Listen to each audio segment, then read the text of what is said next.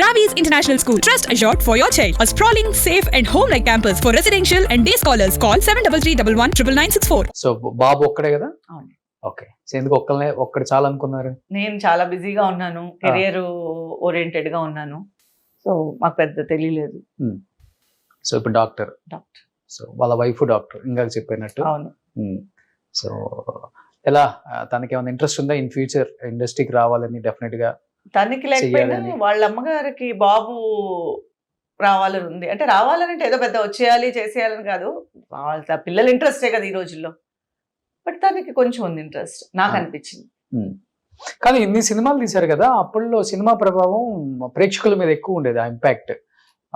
ఒకప్పుడు సింహాద్రి సినిమాలో కానీ వేణుమాధవ్ గారు కాళ్ళు ఏదో నొక్కితే ఫ్యాన్స్ అంతా పెద్ద గొడవ చేశారు వేణుమాధవ్ గారిని, నువ్వు కాళ్ళు తెచ్చుకుంటావు మా హీరో చేత అని. అలాంటిది ఇప్పుడు మీరు పెద్ద హీరోలతో చేశారు కదా. నాకు జరిగింది ఎందుకంటే హిట్లర్ లో నాకు ఉండేదే ఒక డైలాగ్ అనుకుంటా, ఒకటో రెండో మాక్సిమం 5 చెల్లెలు కదా, అల్లారు ముద్దుగా పెంచుకుంటారు కాబట్టి ఎక్కువ మాట్లాడినవారు. దగ్గర తీసుకొని భుజగించడం తప్పితే పెద్ద ఏముండదు. ఒక టైంలో ఆయన నిన్ను నువ్వు దగ్గరికి రాకు, నేను చూస్తుంటే నాకు రాక్షసుడిలో ఉన్నావు అని, అది ఒక డైలాగ్ ఉంది. ఆ డైలాగ్ చెప్పిన తర్వాత ఎక్కడికి వెళ్ళి నన్ను తిట్టడం స్టార్ట్ చేశారు.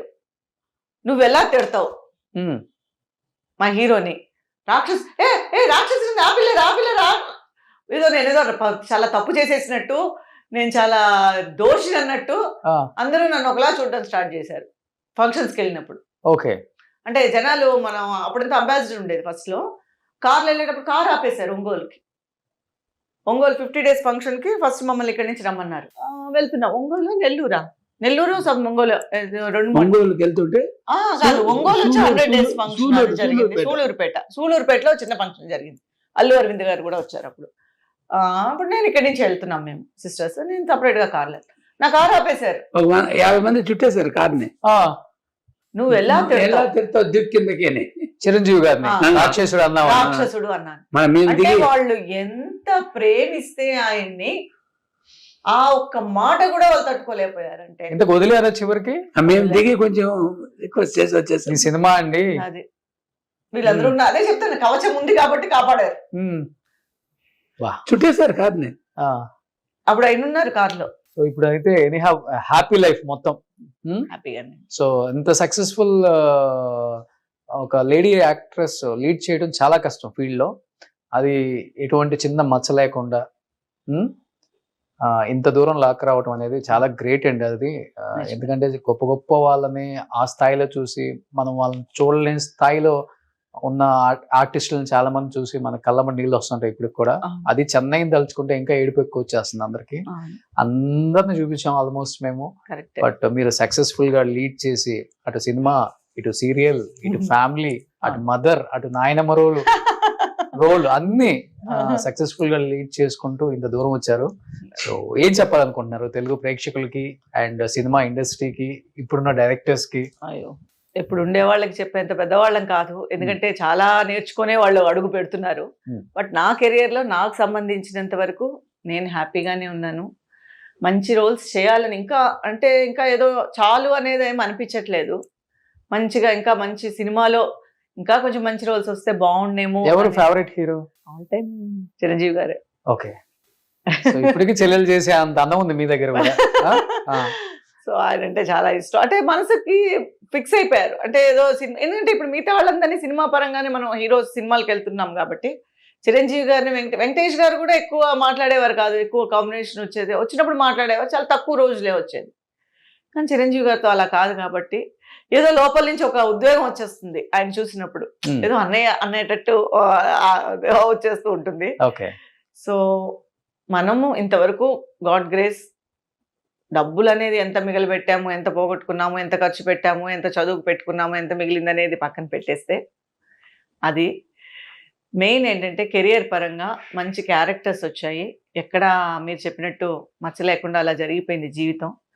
సినిమాల్లో కొంచెం మంచి రోల్స్ చేస్తే ఇంకొక మెమరీగా ఉంటుంది, బాగుంటుంది అనేది సెకండ్ ఇన్నింగ్స్. సో డెఫినెట్ గా రావాలండి.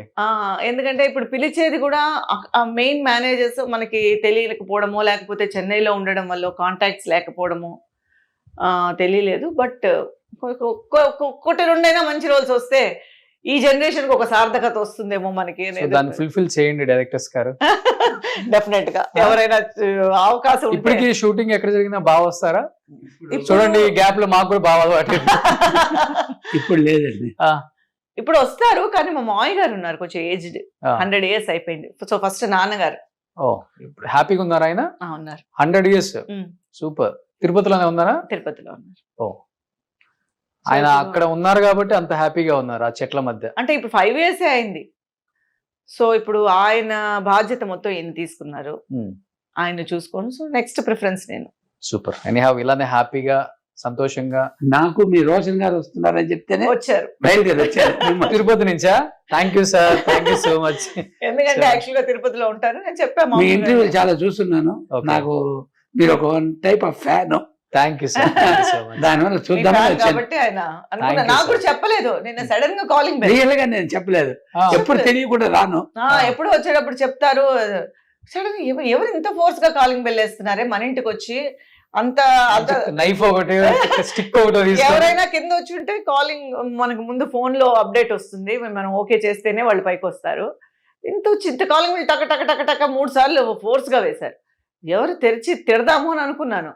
చూస్తే అయినా ఏంటి బావ చెప్పా పెట్టకుండా సడన్ విజిట్ అని. ఓకే, ఊరికే వచ్చాను, ఊరికే నేను చూడాలనిపించింది, నాకు కావాలని చెప్పాను. నన్ను కాదు మిమ్మల్ని థ్యాంక్ యూ, చూడాలనిపించింది. Thank you sir, thank you so much sir.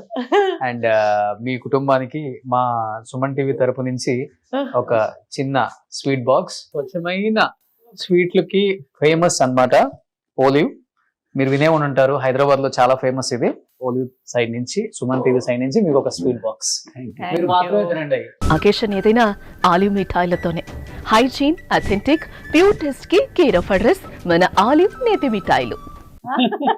ఆయన స్వీటే తినకూడదు, అవునా? మీ ప్రేమ మీద తినేస్తాను. తినేస్తారు. తినేయండి. So thank you so much మీ ఇద్దరికి. థ్యాంక్ యూ సో మచ్ అండి. థ్యాంక్ యూ అండి. సుమన్ టీవీలో మీ పర్సనల్ అండ్ బిజినెస్ ప్రమోషన్స్ కోసం కింది నెంబర్కి కాంటాక్ట్ చేయండి.